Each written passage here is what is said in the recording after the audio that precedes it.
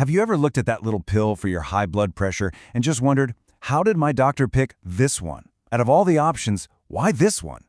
Well, it might seem like a bit of a mystery, but there is an absolutely fascinating logic behind it. So let's dive in and decode the science of how that prescription gets written. That's right. You've got to stop thinking of it as a lucky guess. It's way more like a detective story. Your doctor is basically a medical Sherlock Holmes, following a trail of clues, your age, your ethnicity, your other health conditions, to pinpoint the perfect medication to bring your numbers down. Okay, so before we get into the nitty-gritty of specific drugs, we need to talk about the universal playbook. These are the ground rules, the fundamental principles that guide every single treatment decision. First off, what's the problem we're trying to solve? Hypertension. It's when the force of blood pushing against your artery walls is just consistently too high. And the goal, at least to start, is super clear. We want to get that number below 140/90. For a lot of people, especially if they have other issues, the target is actually even lower than that. Now, to get to that goal, doctors follow two golden rules. The first one is a mantra: start low, go slow. You begin with a small dose, and you only increase it gradually if you need to. And the second rule: combine for power. The modern way of thinking is often to start with two different types of drugs right from the get-go, ideally in one single pill, to attack the problem from a couple of different angles. And this is why that start low rule is so brilliant. Look at this. A half dose of a medication can give you about 80% of the maximum blood pressure lowering effect. But, and this is the key part, with way, way fewer side effects.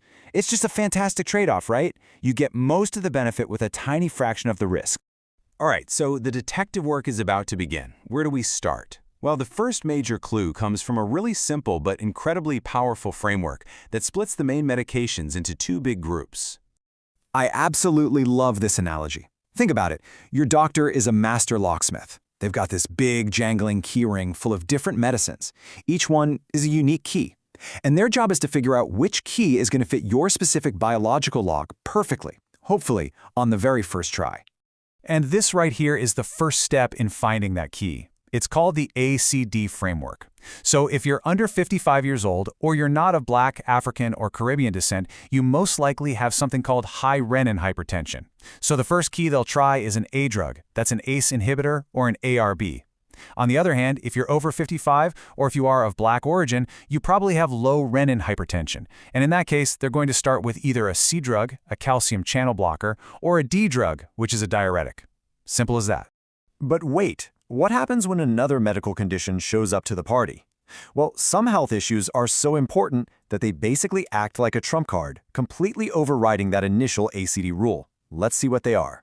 And here are the two biggest trump cards in the whole deck: diabetes and chronic kidney disease.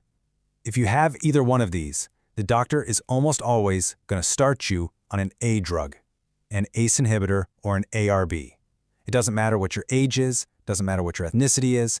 These conditions change the game. So why is that? It's because these AR drugs are incredible multitaskers. They don't just lower your blood pressure. They have this amazing side hustle. They offer a special renoprotective effect, which is a fancy way of saying they help shield the kidneys from the damage that diabetes and kidney disease can inflict over time. It's like getting two powerful benefits for the price of one. Okay, so we're getting a good idea of which drug gets picked. But what about how it's prescribed? Those instructions on the bottle. Take in the morning, take at bedtime. They are not just suggestions.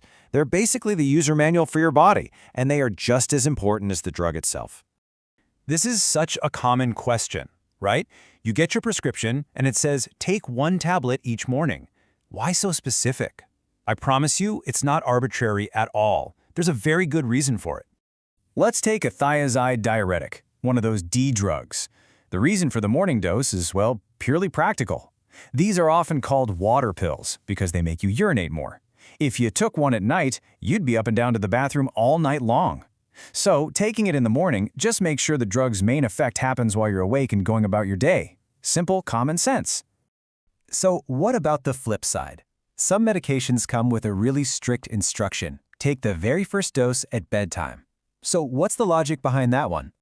This is all about one thing: safety.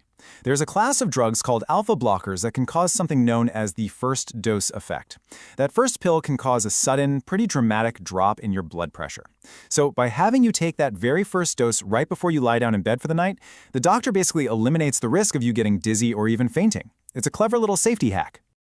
Okay, let's circle back to our acid drugs for a minute. ACE inhibitors are fantastic, they really are, but they have one notorious side effect. For a small but significant chunk of people, they cause this really annoying, persistent, dry, hacking cough, the kind that just won't go away. And this is where the genius of modern medicine really shines. Remember how there are two types of ACE drugs? Well, the other one, the ARBs, they work in a very similar way, but they don't cause the cough. So, if that side effect pops up, the solution is beautifully simple. The doctor just swaps you over to the sister drug. Problem solved. Okay, this is a really important one. You might see a huge warning on your prescription bottle about this. For certain drugs, stopping them abruptly isn't just a bad idea. It can be incredibly dangerous. But why? What's going on in your body? Let's use beta blockers as an example. When you take them for a while, your body's smart. It adapts. It actually creates more of the receptors that the drug is trying to block. So if you suddenly stop taking the medication, all that adrenaline that's naturally in your system suddenly has all these extra landing pads to attach to, all at once. This can cause a massive, dangerous spike in your blood pressure called rebound hypertension. It's a crucial lesson. Never, ever stop these kinds of meds without talking to your doctor first.